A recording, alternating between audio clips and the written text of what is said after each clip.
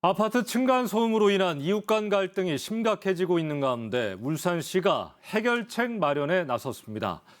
앞으로 500세대 이상 신축 아파트의 바닥 공사 시 소음을 줄일 수 있는 완충제를 쓰도록 건설사에 요청할 방침인데 실효성을 높이기 위한 방안이 마련돼야 할 걸로 보입니다. 전병주 기자입니다.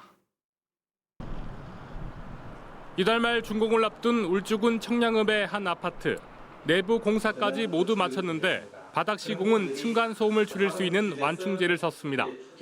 현행 기준은 충격음 49데시벨 이하인 4등급 이하만 충족해도 되지만 책상을 끄는 등 경량소음은 2등급을, 아이들이 뛸 때 나는 중량소음은 3등급을 받았습니다. 정부가 공동주택 시공 후에도 층간소음 차단 성능을 확인하는 사후 확인제를 시행하는 등 층간소음 저감을 위한 움직임이 일자 민간 주택에서도 강화된 대응에 나서고 있는 겁니다. 500세대 이상 공동주택엔 층간소음관리위원회를 구성해야 하는 법령도 오는 10월 시행을 앞둔 상황.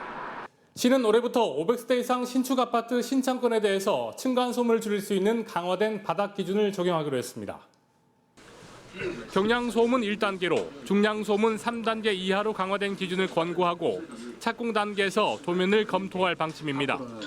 또 기준을 충족한 건설사에는 별도의 특전을 제공하는 방안도 마련할 계획입니다.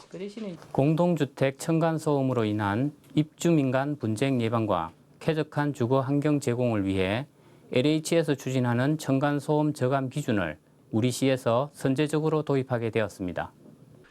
시는 또 500세대 이상 주택 건설 사업에 게스트하우스나 실내외 다목적 체육시설 등의 특화 공간 설치를 권고해 주민 만족도를 높인다는 계획입니다.